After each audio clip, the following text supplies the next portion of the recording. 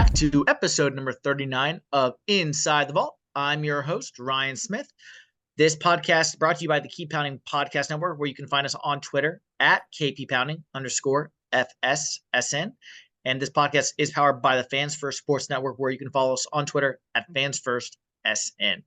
My latest guest here on Inside the Vault for episode 39, he is a writer for the Charlotte Observer, and he is back just in time for the start of minicamp after being away for a little bit. Follow him on Twitter at Mike_E_K. Mike Kaye, welcome to Inside the Vault. How are you? I'm well, Ryan. Thanks for having me. Yeah, it's good to have you on. Been looking to get someone from the Observer on for a while. I had Langston Hughes on back a little bit ago, one of my very first episodes, actually, now that I recall that. So looking to get somebody else after him because his interview was so great. I like Charlotte Observer guys. So let's get to the Panthers. Obviously, this is a Panthers podcast.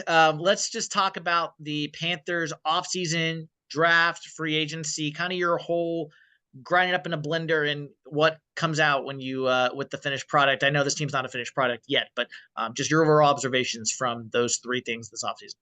Well, they clearly felt like they needed to upgrade the offense. I mean, the offense ranked in last place or close to it in almost every major category. They were a terrible point provider. They couldn't move the ball down the field. Like it was a problem. Anybody who watched it could clearly diagnose the issues there. And yeah, you know, when you're rookie quarterback, you take first overall, sacked 62 times for more yards and loss than your second round wide receiver collected during his rookie season, you're going to have problems. So they attacked the offense diligently under first year GM Dan Morgan. They brought in Damian Lewis and Robert Hunt on two massive contracts for guards. They're going to move Austin Corbett into center.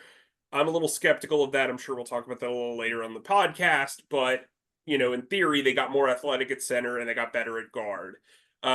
They then made a shrewd trade for Deontay Johnson, who's one of the best route runners in the league. He's likely to be their go-to wide receiver target, who they got really for a guy who was about to be cut and late round pick swap. Then in the first round of the draft, they traded up to get Xavier Legette, a big body target who you can do a lot with. He's kind of a one-year wonder from the college aspect, but he does have a lot of traits that could develop into him being a big playmaker, especially in the mold of DK Metcalf or AJ Brown, just a big body receiver who can go up and get it. He needs to refine his route running, but with Deontay Johnson and Adam Thielen on the roster, he's got two potential mentors in that respect. He also has a head coach who's a former wide receivers coach, an offensive coordinator who's a former wide receivers coach, a wide receivers coach who's a former NFL player. Like it's a pretty good situation if you're a wide receiver. And then on defense, you know, they traded away Brian Burns. They lost out on Frankie Louvu, went to Washington.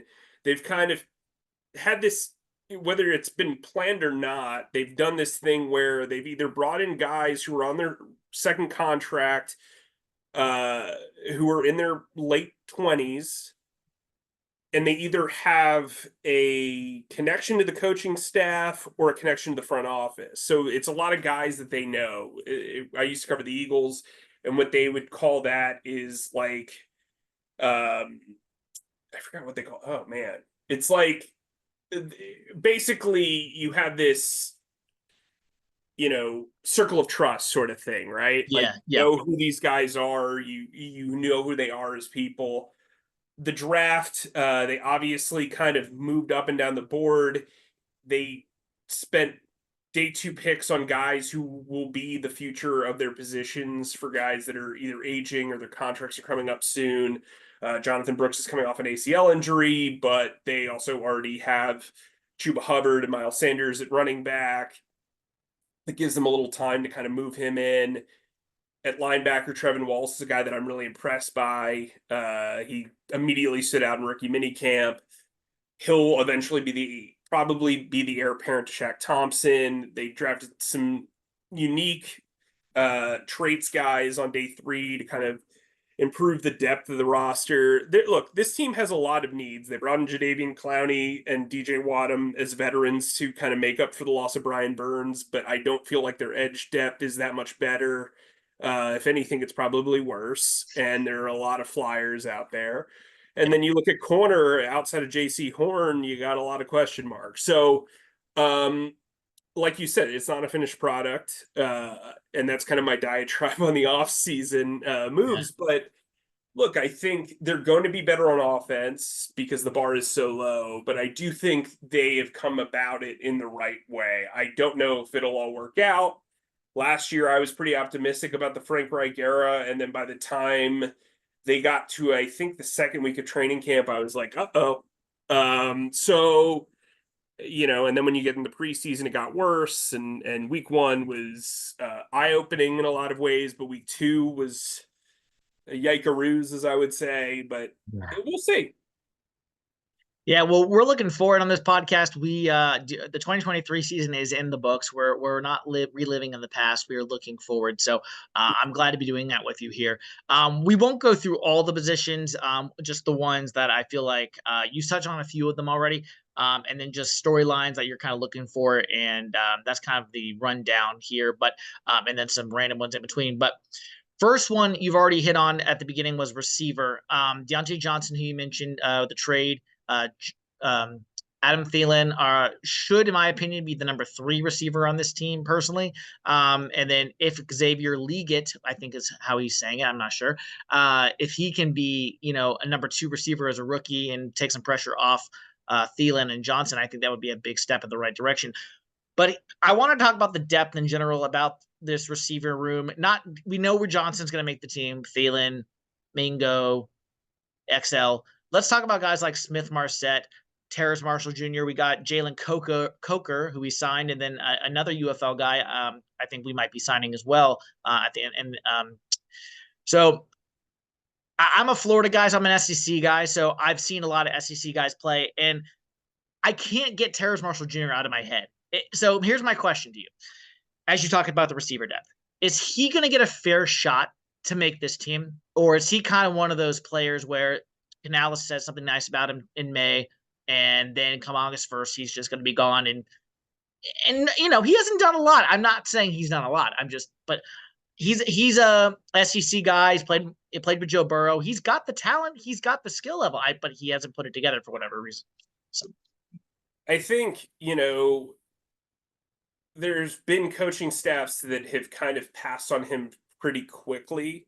Yeah. And that's never a good sign. No. I think when you look at Mingo and their drafting of him, I mean, he's a guy that they put at Z, and ideally you would think with his body type he'd be an X. They trade for Deontay Johnson, who body type probably more of a Z. They might use him at X.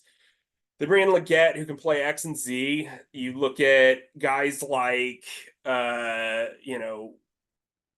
Amir Smith Marset, who's an interesting player. Thielen plays Z and slot. I mean, I just don't know if you're Marshall, you better be really good at special teams. Like, we talk about fair shots, and I think it's, if you want to be objective about it, if you're not a top 3 receiver or even really top 4, right, you have to be dynamite on special teams. And I think the issue for Terrace is you've got Smith Marset, who can return. You've got Jalen Coker, who's this guy who could potentially do a lot of the things that Terrace Marshall does. Yep. And he's more inclined to play special teams. He's also younger and cheaper, and he's not in the final year of his deal. So there's a desire probably to develop him a little bit more. I just think, Terrace Marshall demanded a trade last year. There was no interest. I think this is right.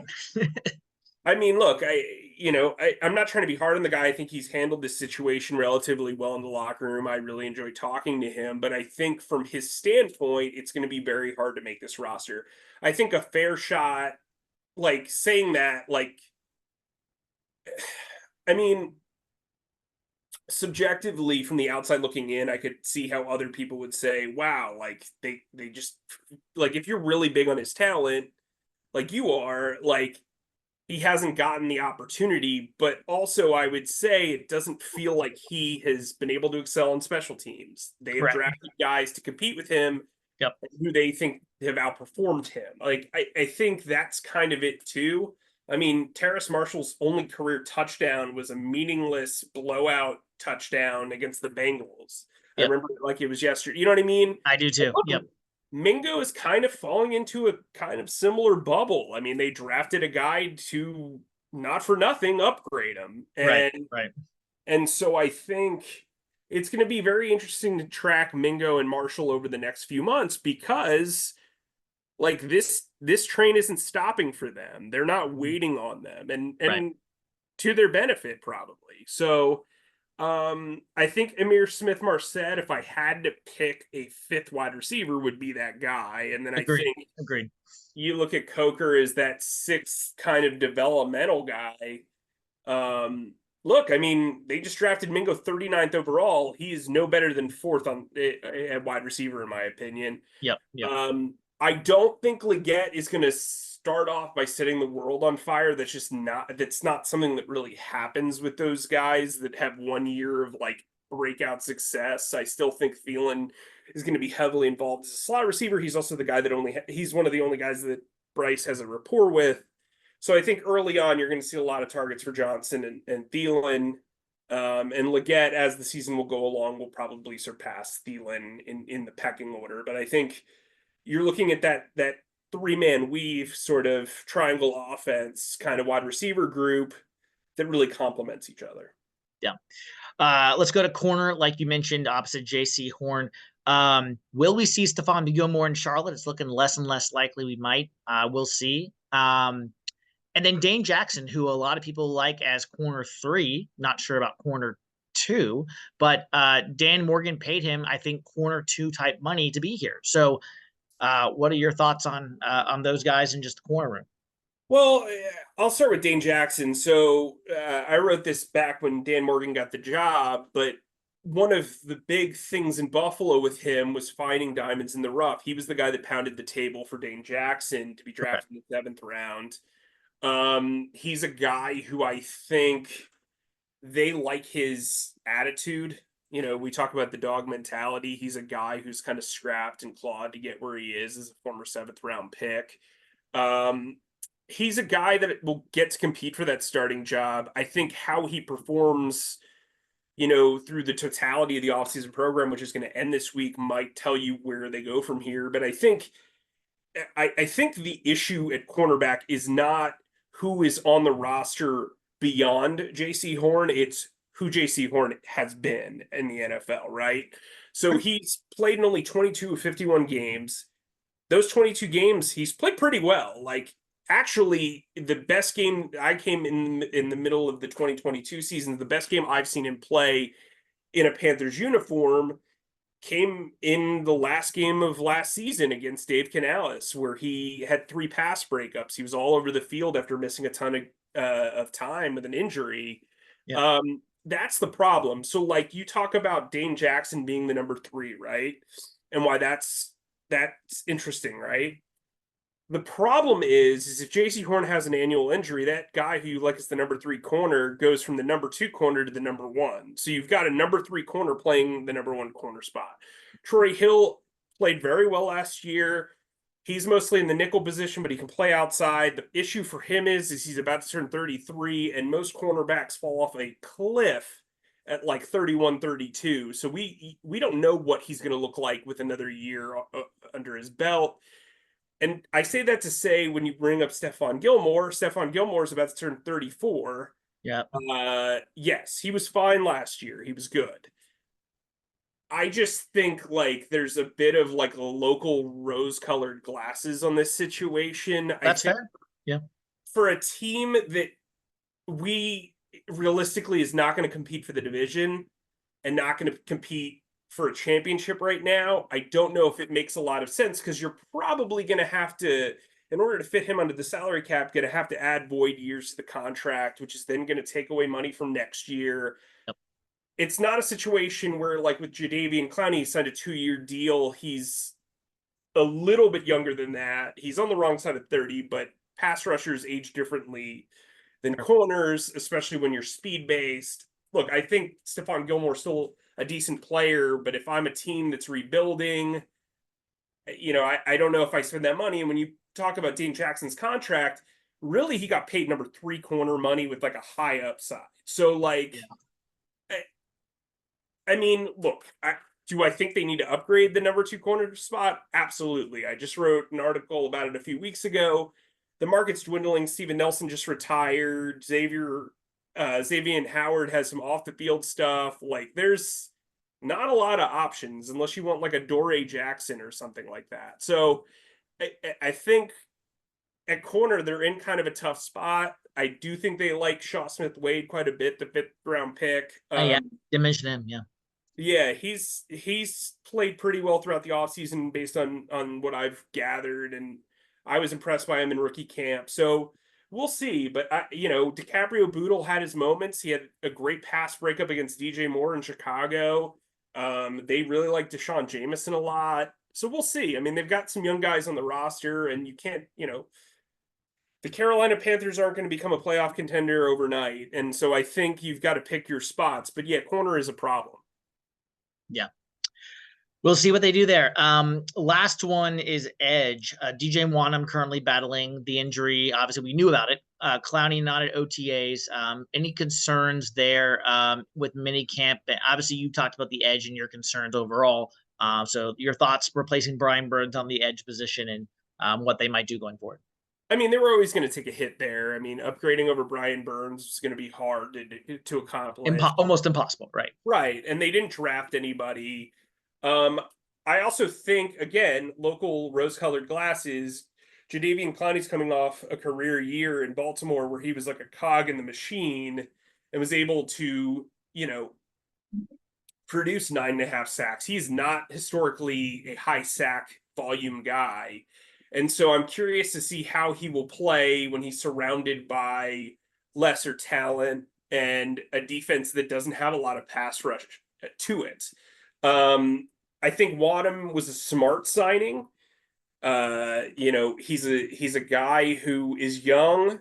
He's got starting experience. He makes sense as like a number 2 or 3 edge rusher on 2-year contract.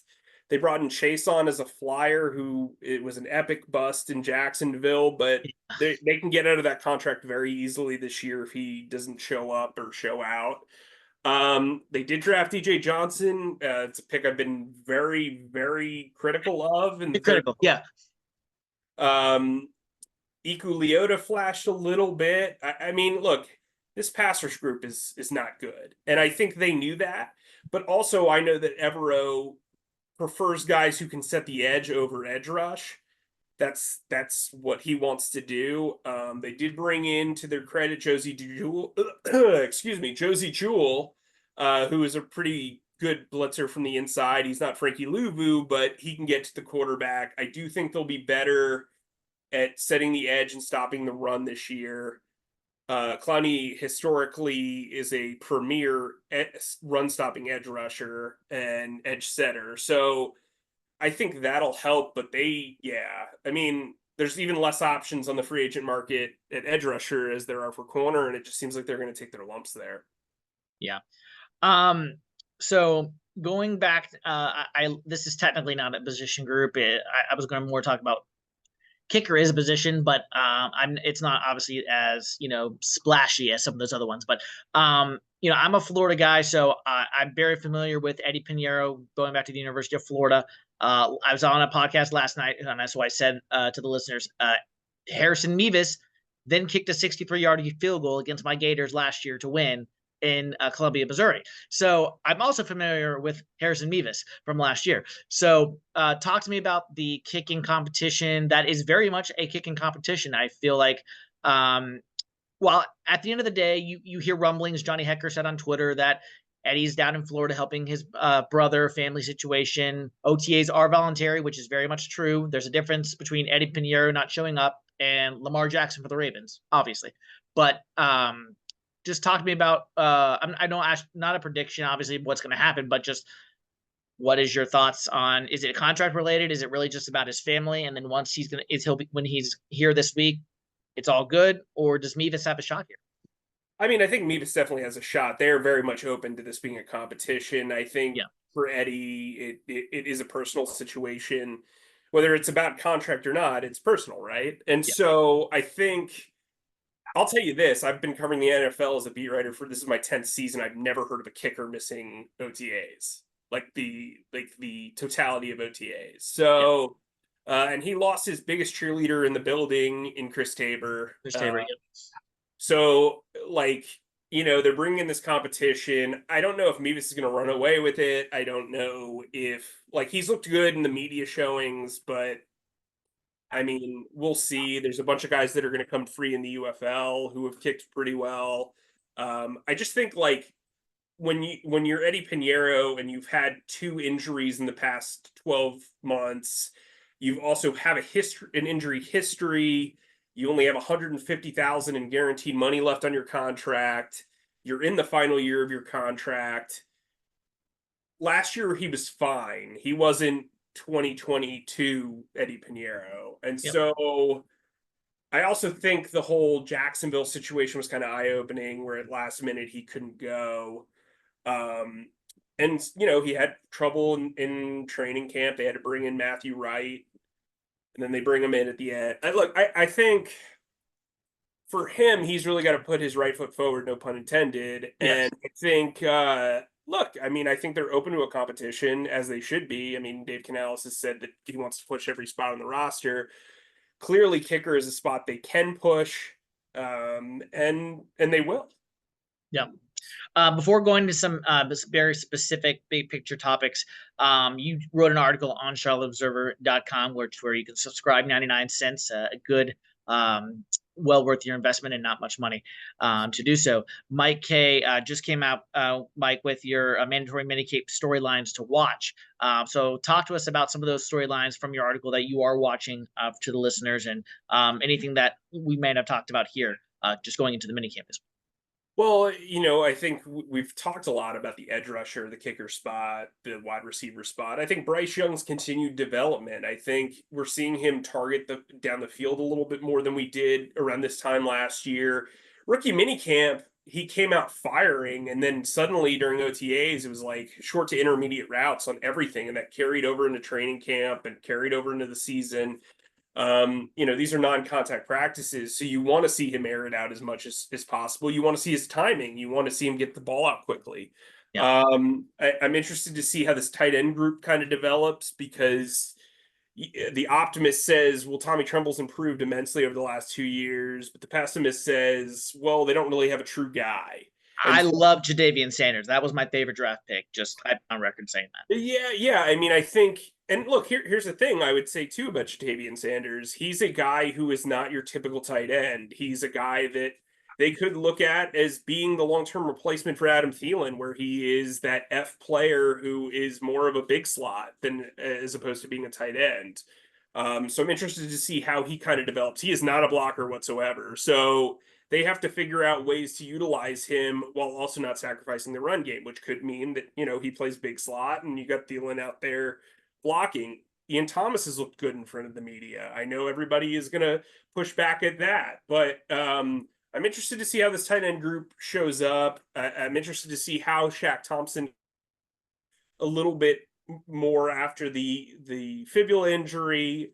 And look, I think Miles Sanders is a guy who's got a target on him, and he needs to improve and come out looking really good because in theory they've brought in a lot of talent around him, and he's got to kind of find his niche in the roster. Yeah.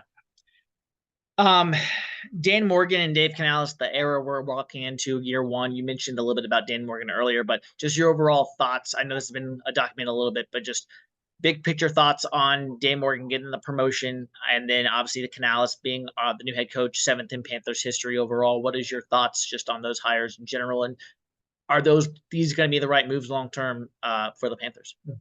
Well, I think with Dan Morgan, it was a situation where you wanted to have a guy who was bought in on Bryce Young. And the best way to do that is to have a guy who was in the room when that decision was made, right? So he is tangibly connected to Bryce Young. Mhm. And I think Dave Tepper really appreciates Dan Morgan's football background. He knows he's a football guy. He can trust him with football decisions, at least for now. I think with Canales, he was probably hired a year early, but that's not necessarily a bad thing. Not a bad thing. Yeah. We've seen the success that Nick Sirianni has had in Philadelphia early on. He was probably hired maybe a year too early. And there are guys like that probably within the Shanahan tree that you could argue were hired a little too early, but have had success. And I think, Dave is a guy who's had success with smaller quarterbacks, with quarterbacks who have had to kind of bounce back from adversity. He clearly understands how to reach wide receivers and quarterbacks. This team was horrific in the passing game, so you hire a guy who's been very focused on the passing game. And typically what happens in the league, because it's cyclical, you hire the guy who's the opposite of the guy before. Frank Reich was very low energy, just, very static. Dave Canales is not that. Dave Canales is a ball of energy. And so I think that could be good. He's also only 42. I think that's easier to connect with guys. He's only 4 years older than his long snapper. So he can relate to guys a little bit better. His staff is relatively young and they're all on kind of the same page. Last year they wanted to bring in all these minds and make this concoction of brilliance, and it turned out to be this stew of terribleness. I mean, here you've got a lot of like-minded guys. You bring back Ejiro Evero and his entire staff. That allows you to be kind of ahead of the game on defense. And so I think overall, this is a smart way of going about it. Will it work out? Who knows? But I think for the decisions that they made, the follow-through has made sense in the process. I'll ask two questions kind of along the same vein. Part one, what does year two success look like for Bryce Young? And then I guess with the Panthers as a whole, what does success look like this year? And then even big picture down the road, but just starting with this year. Because you talk to some people and it's like, well, the NFL is about winning. All the teams want to win. The coaches want to win. They don't want to just go out there and win 4 games. That's not what anyone wants to do. And so some people are saying, well, 5-6 wins would be great for this team. And then some people are saying, well, the NFC South sucks and we can actually compete for this division because Atlanta, New Orleans, and Tampa Bay are not exactly Baltimore, Cleveland, and Cincinnati. So, what are your thoughts kind of on the success? Well, I kind of agree with folks that say 5 to 6 wins, because if you look back, that would be triple what they did last year if they win 6. Yeah. It would also be better than any campaign that Matt Rule had ever had. So I think you could say, hey, here's progress, right? That's something to sell. I think for Bryce Young, you want to have, historically, you want to kind of have a 2.5 to 1 touchdown to interception ratio. That's kind of like a normal thing that you'd like in this NFL era, where you're throwing 25 touchdowns to 10 interceptions, right? Or something of that ilk. You want to throw for over 3,500 yards. That's just kind of the way it is in the modern NFL. And so I think those would be huge steps. I think getting his completion percentage to 65%. Yeah. But beyond numbers gauging, I think for him, you have to feel like he's getting the ball out quickly. He's not taking the sacks that he did. For as bad as the offensive line was last year, Bryce was, to blame for a decent chunk of his sacks last year as well. You want to see his wide receivers get open. I fall into the category of saying, Bryce had his quirks and he did not play well. But I'd also say that his offense was unimaginative. His weapons were almost non-existent outside of Adam Thielen, and his offensive line was a mess. So I think, you have to be patient with him and give him some grace, but I also think it's on him to kind of improve in areas where you feel like you can see improvement. I mean, not for nothing, they're making this big deal out of the guards and paying them. Well, those guys can get injured too. Correct. You know what I mean? I think the wide receiver group is better. I think the depth at all of these playmaking spots is better.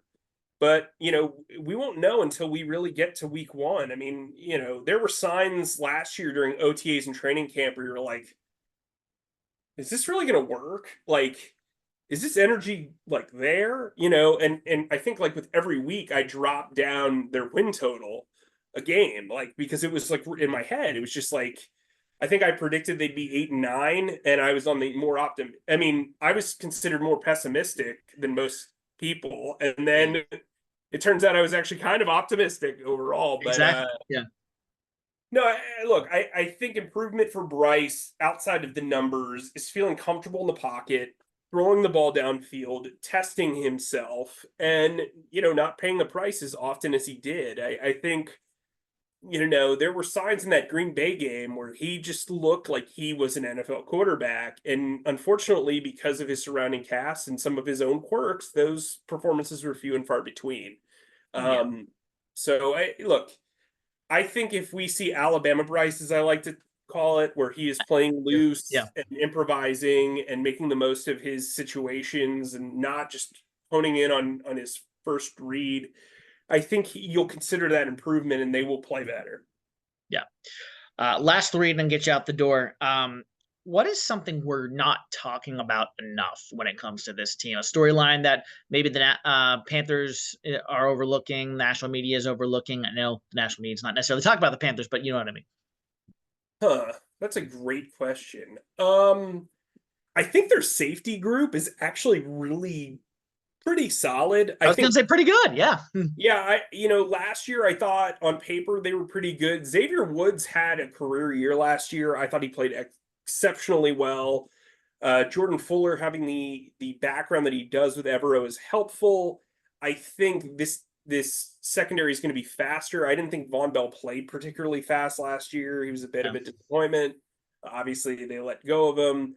And I think their depth is really strong. Sam Franklin's got experience on defense, but he's more of a special teams ace. Alex Cook impressed me with his snaps last year. Jamie Robinson has the ability to move around a little bit. He played better down the stretch. And then I think you bring in Nick Scott, another guy who's got a background with Cooley and Evero, and he can play special teams. I think they've got a pretty decent safety group.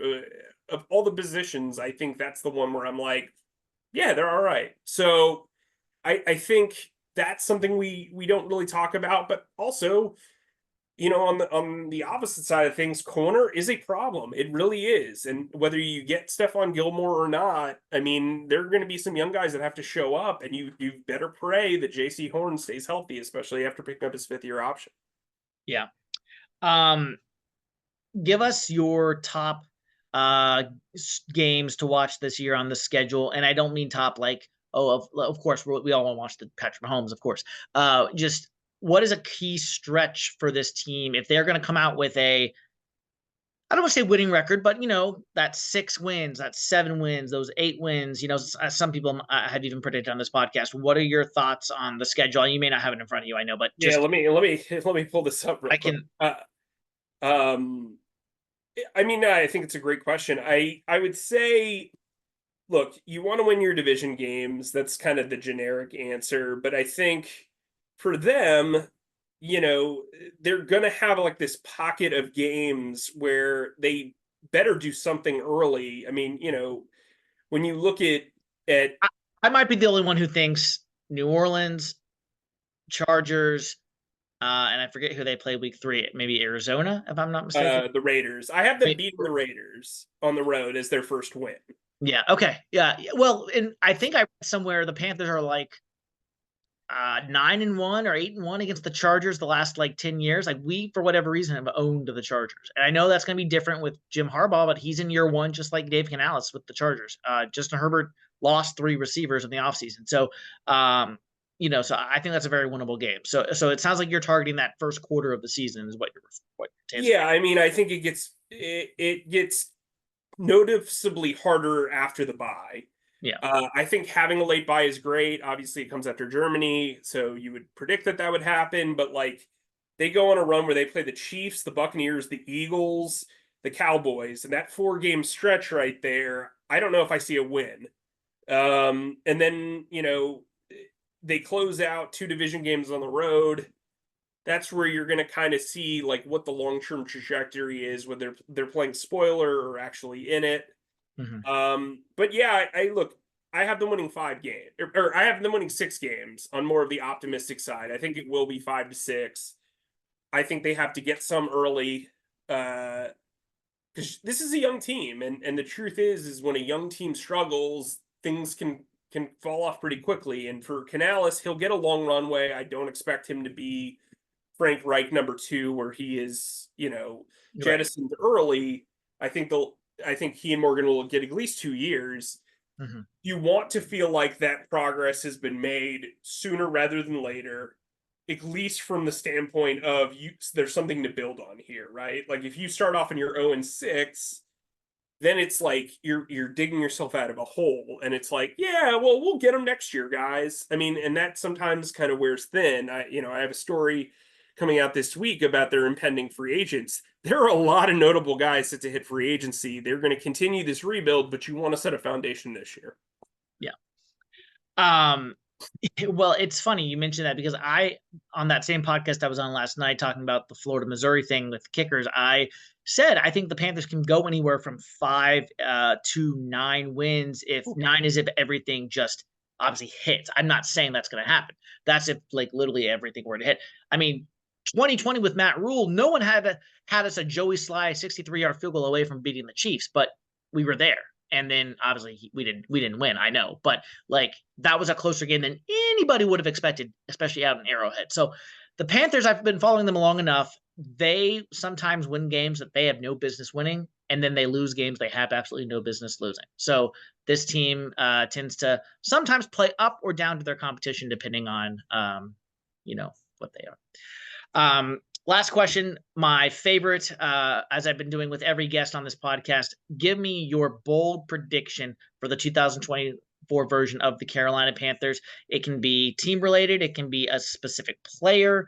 What is your boldest prediction for this team next year? Tommy Tremble will lead the team in touchdown receptions. Oh, that is very bold, but I do love it. Perfect. That's a good way to end it. As I said at the top, my guest today has been Mike Kaye of the Charlotte Observer. Follow him on Twitter at Mike_E_K. Mike, before I let you go, is there anything else you want to plug? I know you have a podcast. Maybe you can tell our listeners where to find that, and anything else you want to plug.